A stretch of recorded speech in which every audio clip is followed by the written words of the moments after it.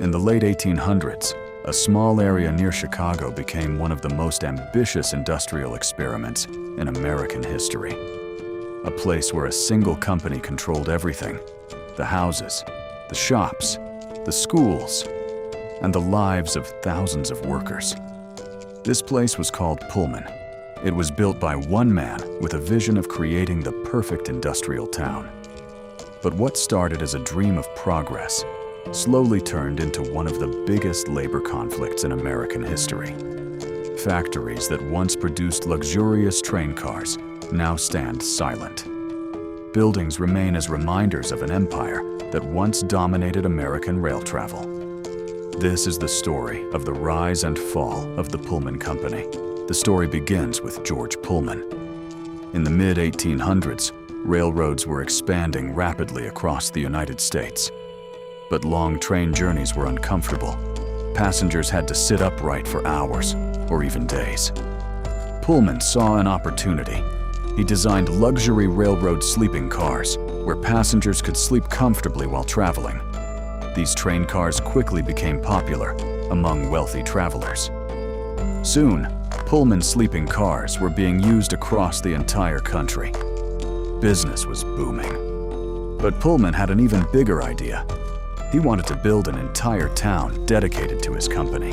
After the success of his luxury sleeping cars, George Pullman began thinking far beyond simply building better railroad equipment. He believed that if he could control the environment in which his workers lived, he could also create a more efficient and productive workforce. During the late 19th century, many industrial cities in the United States were chaotic and overcrowded. Workers often lived in cramped housing with poor sanitation, limited clean water, and very few public services. These conditions frequently led to illness, crime, and dissatisfaction among workers. Pullman believed there was a better solution. Instead of allowing his workers to live in the crowded neighborhoods of Chicago, he decided to build an entirely new town where employees of the Pullman Company could live and work. In 1880, construction began on what would become one of the most famous industrial towns in American history. Located just outside Chicago, the Pullman community was carefully designed by architects and engineers who wanted to create a model town. Rows of attractive brick houses were constructed for workers and their families.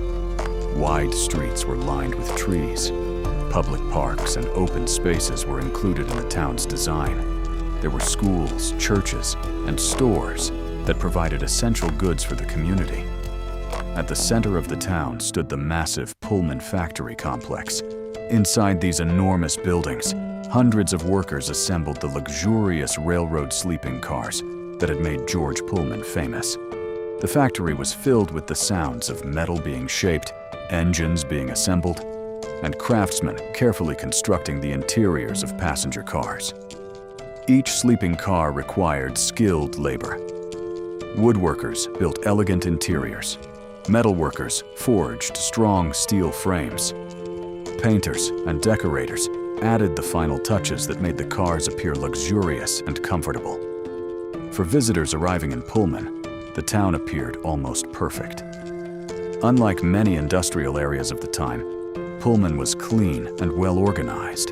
Visitors from across the United States, and even from Europe, came to see what many newspapers described as a model industrial community. They admired the brick houses, the landscaped streets, and the impressive factory buildings. Some observers even believed Pullman had created the ideal relationship between industry and workers. But beneath the beauty of the town was a system that gave the company enormous control over the lives of its employees. Every house in Pullman was owned by the company.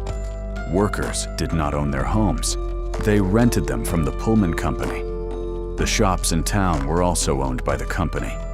Even many services within the town were controlled by Pullman management. This meant that workers depended entirely on their employer, not only for wages, but also for housing and everyday necessities. At first, many workers appreciated the cleaner environment compared to other industrial cities. But as time passed, some began to question whether living in a company-owned town truly benefited them. Because when a single company controls both the workplace and the community, workers often have very little power to challenge unfair decisions.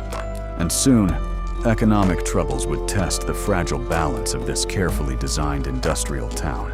As the Pullman town continued to grow during the 1880s, the massive factory complex at its center became one of the most productive railroad manufacturing facilities in the United States. Every morning, hundreds of workers walked through the factory gates to begin their long shifts.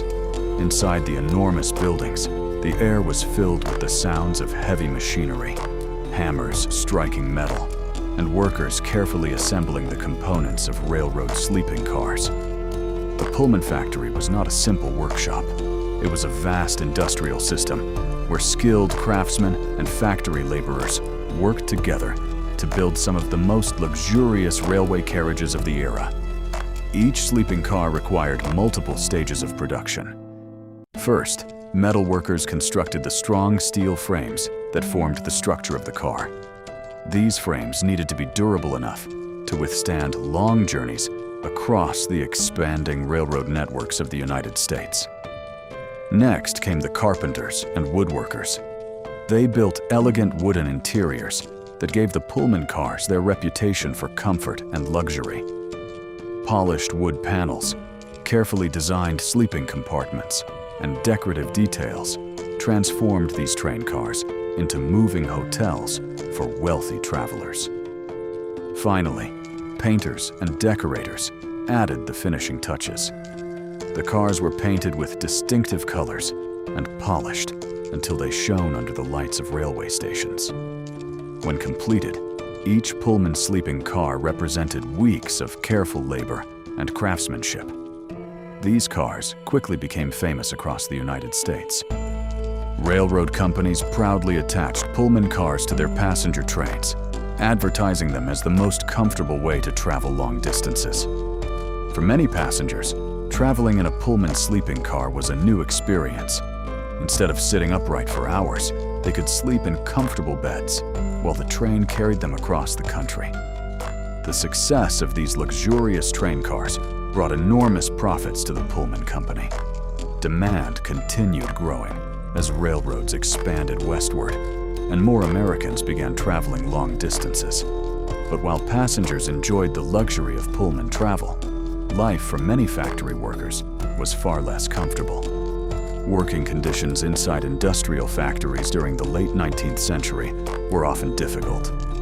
Long hours, physically demanding labor, and strict factory rules were part of everyday life. Although Pullman Town offered cleaner housing than many industrial cities, workers still depended entirely on the company for both their jobs and their homes. And this dependence would eventually create serious tensions within the community. By the early 1890s, the industrial world of the United States was changing rapidly. Railroads had expanded across the country, connecting distant cities and transporting millions of passengers every year. For a long time, the Pullman Company had been one of the most successful manufacturers in this growing railway industry.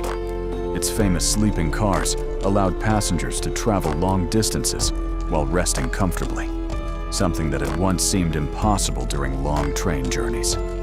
Inside the Pullman factories, workers continued building these luxurious train cars with great care and precision. The large factory halls were filled with the sounds of tools, machinery, and skilled craftsmen shaping metal and wood. Each sleeping car was a complex piece of engineering. Strong steel frames were constructed to support the structure of the carriage. Skilled carpenters installed polished wooden walls and sleeping compartments that gave the cars their distinctive luxury appearance. Painters carefully decorated the exterior of each train car, adding the recognizable Pullman colors that railroad passengers had come to trust. For travelers, riding in a Pullman sleeping car felt like staying in a moving hotel. Passengers could relax in comfortable beds while the train carried them across vast landscapes of the United States. Because of this comfort and innovation, Pullman cars became famous throughout the country. Railroad companies proudly attached them to their passenger trains, promoting them as a new standard of travel. But while passengers experienced luxury, life for the workers inside the factories was far more demanding. Industrial work during the 19th century required long hours and constant physical effort. Workers spent entire days operating heavy tools, assembling metal parts, and lifting materials inside the busy factory buildings. Despite the hard work, many employees took pride in their craftsmanship. They knew that the train cars they built would travel thousands of miles and be used by people across the nation. The factory town itself had also grown into a well-organized industrial community. Brick homes, shops, schools, and public buildings surrounded the massive manufacturing complex. Visitors often described Pullman as one of the most impressive company towns ever built in the United States. Yet beneath this organized appearance, changes were beginning to appear in the industrial world. Economic pressures, growing labor movements, and shifting technologies were slowly transforming the relationship between large companies and their workers. The Pullman factories had once symbolized the future of industrial innovation. But history would soon show that even the most ambitious industrial projects could face unexpected challenges. And the story of the Pullman factory would eventually become one of the most important chapters in the history of American industry. If you enjoy discovering the stories behind old factories and forgotten industries, make sure to follow this channel. Because in the next video, we will explore another incredible factory history from the past.